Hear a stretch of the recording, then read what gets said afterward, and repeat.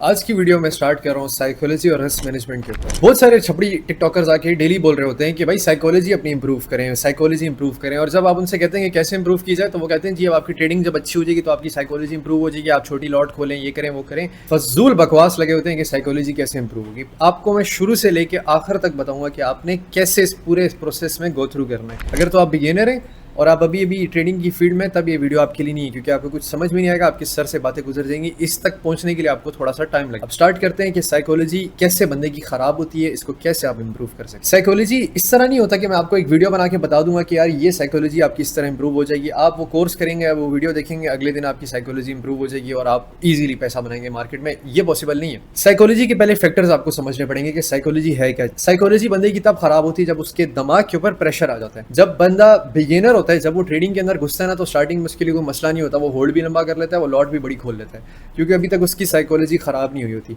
Psychology कब खराब होती है? जब वो मुख्तलिफ ग्रुप्स को ज्वाइन करता है और वहां से एक बाय देता है, एक सेल देता है, या खुद वो बाय लेगा, किसी का सेल आ जाएगा तो वो पैनिक हो जाएगा उधर। इस तरह कर करके लॉसेस कर करके उसकी साइकोलॉजी इतनी खराब हो जाती है कि अब ना उससे रिस्क मैनेजमेंट होती है, अब ना उससे होल्डिंग होती है। और साइकोलॉजी एक दिमाग के ऊपर बर्डन होता है। जब वो बर्डन खत्म होता है, सिर्फ तब आपकी साइकोलॉजी सही हो सकती है। उससे पहले आपकी साइकोलॉजी सही नहीं हो सकती। अब सवाल ये पैदा होता है कि अब इसको साइकोलॉजी को सही करने के लिए क्या करना है। कुछ फैक्टर्स हैं जिनको अभी हम ब्रेक डाउन करेंगे स्टेप बाय स्टेप। अगर आप उन फैक्टर्स को कंप्लीट कर लेते हैं तो आपकी साइकोलॉजी परफेक्ट हो जाएगी और आप प्रॉपर ट्रेडर बन जाएंगे। पहला फैक्टर हमारे पास आता है कि साइकोलॉजी कैसे इंप्रूव होती है। साइकोलॉजी इस तरह इंप्रूव होती है जब आपकी होल्डिंग और आपकी रिस्क मैनेजमेंट ये दोनों परफेक्ट होती हैं, तो आपकी साइकोलॉजी ऑटोमेटिकली इंप्रूव हो जाती है। इस चीज से मैटर नहीं करता कि आपको ट्रेडिंग आती है नहीं आती, आप किसी की ट्रेड्स फॉलो कर रहे हैं। ट्रेड्स फॉलो करने के लिए भी आपकी रिस्क मैनेजमेंट और आपकी होल्डिंग स्ट्रांग होनी चाहिए, वरना आप ट्रेड्स भी नहीं फॉलो कर सकते किसी की। अब यहाँ पर बात करते हैं कि साइकोलॉजी खराब किस तरह होती है। जब एक इंसान ट्रेडिंग की फील्ड में आता है, वो बेशुमार लॉसेस करता है और उसके बाद वो लोगों से कर्जा लेता है, उधारा लेता है, उसके ऊपर बहुत ज्यादा स्ट्रेस पड़ जाता है दिमाग के ऊपर। आपके ना चाहते हुए भी आप ग्रीडी हो जाते हैं। किस तरह हो जाते हैं? आपने सपोज मैंने पैसे डुबा दिए और मैं एक फलां बंदे से जाके पैसे लेता हूँ कि यार तुम मुझे पैसे दो, मैं उस पर जो है ना आपको प्रॉफिट करके दूंगा,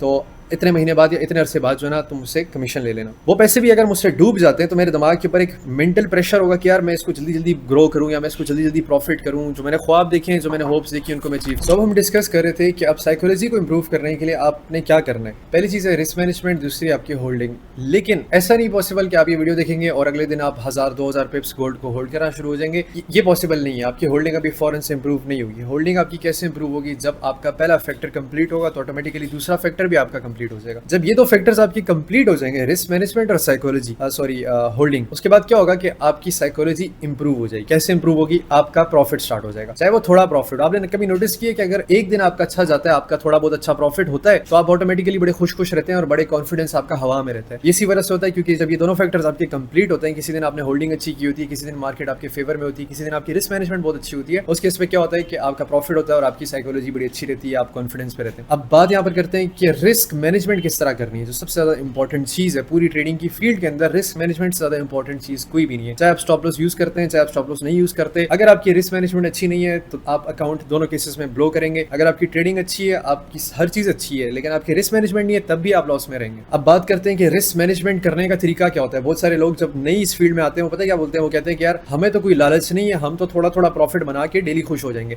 वो कहते हैं हम 1% रिस्क करेंगे और 1% रिस्क करके हम थोड़ा थोड़ा प्रॉफिट महीना बनाते रहेंगे और हम खुश हैं। इन रियलिटी ऐसा कुछ भी नहीं होता। इन रियलिटी क्या होता है मैं आपको बता देता हूँ। आप स्टार्टिंग में तो अपनी रिस्क मैनेजमेंट के मुताबिक यार मैं अपने अकाउंट का 1% रिस्क करूंगा, 2% रिस्क कर लूंगा। थोड़ा सा लॉस जब होगा किसी दिन आपका, तो आपकी साइकोलॉजी उधर खराब हो जाएगी, आप रिकवरी करने की कोशिश करेंगे और उस केस पे आप अपनी रिस्क मैनेजमेंट भूल जाएंगे सारी की सारी। सिंपल सा रूल इंप्लीमेंट होता है रिस्क मैनेजमेंट के ऊपर, चाहे आप प्रॉप फर्म के यूजर हैं, चाहे आप लाइव अकाउंट के यूजर हैं, दोनों में सेम रूल इंप्लीमेंट होता है। रूल क्या है? 3%, 5%, 10%, 3, 5, 10% का एक रूल है जो आप अपने दिमाग के अंदर ज़हन नशीन कर दें या किसी चीज के अंदर लिखवा के अपने सामने लगा दें कि मैंने इससे ज्यादा रिस्क नहीं करना। अब इसमें करना है क्या आपने? अगर आपका लाइव अकाउंट है जो $500 से नीचे अपने, ये बहुत ज्यादा इंपॉर्टेंट चीज अपने अकाउंट को ग्रोथ करने के लिए, वो ये है कि अगर आपका अकाउंट $500 से छोटा अकाउंट है, लाइक अगर आपके पास $50 है, 60, 70, $100 है, क्योंकि मेजोरिटी के पास इतना ही होता है, आप कभी भी इस अकाउंट से ग्रोथ नहीं कर सकते अनलेस कि आप बहुत प्रोफेशनल ट्रेडर ना हुए और बहुत टाइम से नहीं है मार्केट पे। आप आपको करना क्या है कि $50 या $60 या $100 एनी अकाउंट जो आपका 500 से नीचे, आपने सिंपली उसको सेंट अकाउंट में कन्वर्ट कर देना। सेंट अकाउंट क्या होता है आपको स्क्रीनशॉट्स में दिख जाएगा। आपको डू प्राइम और एक्सएनएस दोनों ऑप्शन देते हैं सेंट अकाउंट की। सिंपली वहां पर जाके अकाउंट खोलें और वहां पर एक सेंट अकाउंट का ऑप्शन होता है। सेंट अकाउंट में कन्वर्ट करें अपने पैसों को। इसमें होता ही है कि अगर आपके पास $10 है,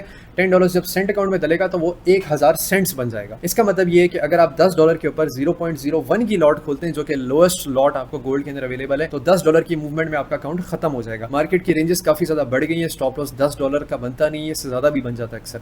तो उस केस पे अगर आपका 50 पिप्स का भी स्टॉप लॉस हुआ $5 का, तो 0.01 की लॉट पे आपका अकाउंट आधा हो जाएगा या फिर खत्म हो जाएगा नियरली। तो आपने क्या करना है कि उसको सेंट अकाउंट में कन्वर्ट कर देना है। 1000 सेंट्स शो होगा या फिर 5000 सेंट्स आपको शो होगा। अब सेंट्स को आपने इसी तरह लेके चलना है जैसे आपका एक बड़ा अकाउंट है। और रूल कैसे आपने इंप्लीमेंट करना है, 3%, 5%, 10%। आपने हर एक ट्रेड लेनी है। बहुत सारे लोगों के पास एक मिसकंसेप्शन है, वो ये कि आपने ट्रेडिंग के अंदर वही ट्रेड्स लेनी है जो बहुत ज्यादा अच्छी और A+ सेटअप है। आपको पता है कि ये सेटअप प्ले होगा या नहीं होगा, 100% गारंटी है नहीं है।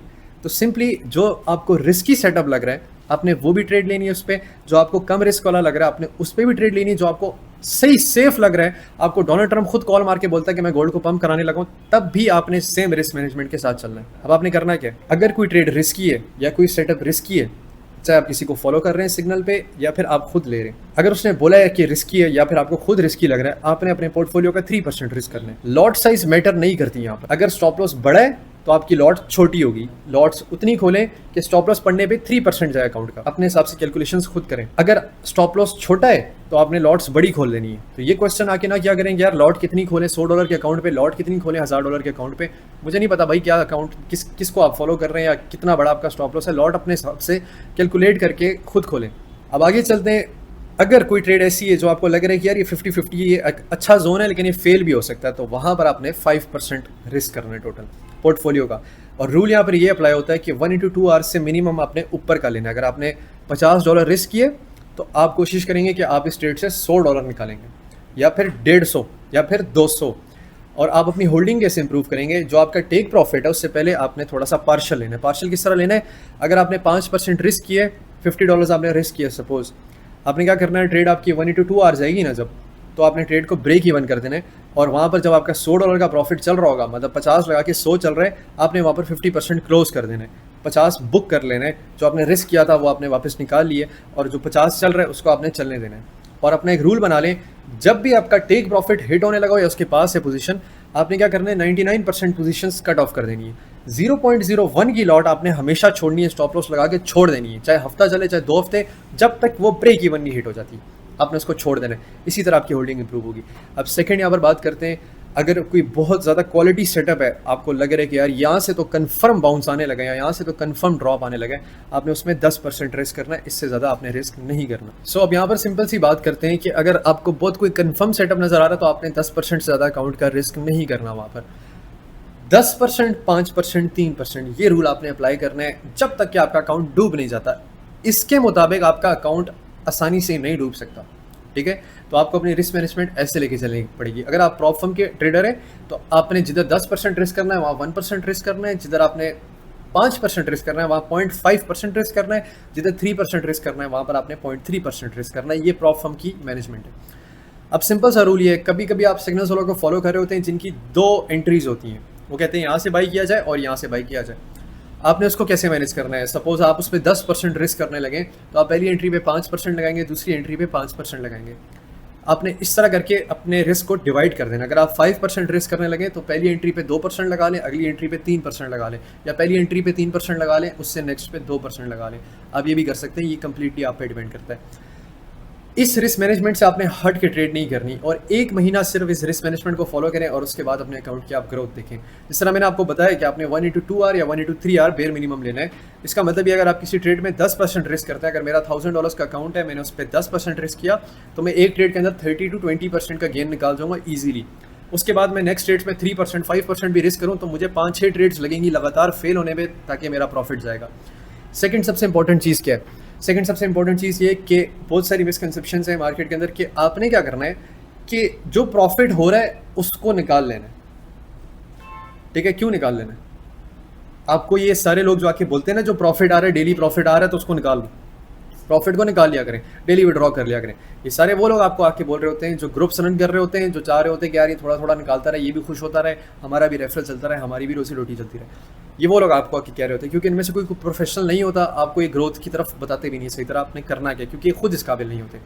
तो इन शॉर्ट, अगर आपका प्रॉफिट हो रहा है आपने उसको निकालना नहीं है, क्योंकि ऑब्वियसली बात है अगर आप प्रॉफिट निकालेंगे तो आप अपनी कैपिटल को रिस्क करते रहेंगे आगे।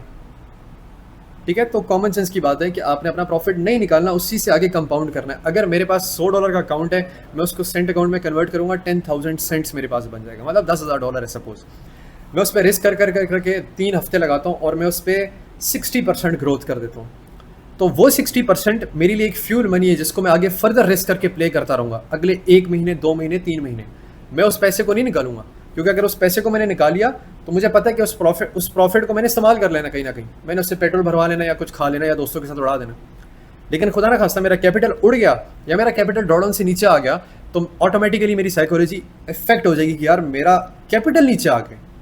तो ये चीज़ बहुत ज़्यादा इंपॉर्टेंट है कि आपने अपना प्रॉफिट नहीं निकालना। जब तक कि आप 5x, 3x, 10x नहीं कर लेते कैपिटल को, तब तक चलने दें, चाहे 1 महीना चलता है, चाहे 2 महीने, चाहे 4 महीने, इसी तरह आपको कंपाउंड करना पड़ेगा। ठीक है, तो जब आपकी रिस्क मैनेजमेंट जो मैंने आपको बताई है इस तरीके से आप लेके चलेंगे, आपकी ऑटोमेटिकली होल्डिंग इंक्रीज हो जाएगी। क्यों इंक्रीज हो जाएगी? क्योंकि जब आप 3% पोर्टफोलियो का रिस्क कर रहे हैं, $1000 में आप $30 लगा रहे हैं, स्टॉप लॉस पढ़ने में आपको कुछ डर भी नहीं लगेगा। और जब $30 लगा के आपको $30 का प्रॉफिट आ रहा है, तो आप कहेंगे यार इतना कम प्रॉफिट, इसको होल्ड रखते हैं। तो ऑटोमेटिकली आप $100 से $200 बुक कर लेंगे उस $30 को रिस्क करके। यहाँ पर मैं आपको एक स्क्रीनशॉट दिखाता हूँ। ये एक स्टूडेंट है मेरा, ठीक है, इसको मैंने बताया था कि तुमने क्या करना है कि जब भी पोजीशंस क्लोज करोगे ना, तो तुमने एक 0.01 की छोड़ देनी। और इतनी छोटे कैपिटल के साथ उसने सिर्फ 3 या 2 लेयर्स के साथ $500 का प्रॉफिट किया, पाकिस्तानी 1.5 लाख रुपये। ठीक है, तो इस वजह से 0.01 जो है ना वो बहुत इंपॉर्टेंट है, उसको आपने हमेशा छोड़ देना। स्टॉप लॉस लगाया, छोड़ दी, भूल जाए उसको कि यार वो एग्जिस्ट ही नहीं करती। ठीक है, तो ये चीज़ बहुत ज़्यादा इंपॉर्टेंट है। आप 3% रिस्क करेंगे तो इतना कम आपने रिस्क किया हुआ कि लॉस होने पे आपको डर भी नहीं लगेगा और होल्ड करते हुए भी आपको डर नहीं लगेगा। तो आप कहेंगे यार ठीक है, $30 ही प्रॉफिट आ रहा है, तो मैं कोशिश करता हूँ इससे $70, $80, $100 प्रॉफिट बुक करता हूँ। इस तरह करके आपकी होल्डिंग इंक्रीज होगी और इसी तरह आपकी होल्डिंग्स रिस्क मैनेजमेंट जब कंप्लीट होगी तो आपकी साइकोलॉजी ऑटोमेटिकली कंप्लीट हो जाएगी। जो मैंने पिछली वीडियोज़ बनाई हुई है जिसके ऊपर मैंने साइकोलॉजी के ऊपर लेक्चर्स दिए हुए, उसके ऊपर मैंने बताया हुआ कि आप किस साइकोलॉजी की किस फेज़ के अंदर फंसे हुए, आप उस फेज़ से फंसे हुए और उससे निकलना किस तरह, मैंने सिर्फ ये चीज़ें समझाई हुई वहाँ पर। तो जो कंप्लीट साइकोलॉजी इंप्रूव कैसे होगी वो इसी तरह इंप्रूव होगी। जब तक आप प्रॉफिटेबल नहीं होंगे तब तक आपकी साइकोलॉजी इंप्रूव नहीं होगी। सिंपल सी सोल्यूशन क्या है कि आपने अपनी साइकोलॉजी ठीक करनी है। ट्रेडिंग के अंदर साइकोलॉजी का कोई कोर्स नहीं होता कि आप कोर्स करेंगे तो आपकी साइकोलॉजी ठीक हो जाएगी। साइकोलॉजी इंसान की फितरत है और वो फितरत तब सही होगी जब आपके दिमाग के ऊपर जो प्रेशर आया हुआ है वो खत्म होगा। वो प्रेशर कैसे खत्म होगा? जब आप प्रॉफिटेबल होंगे।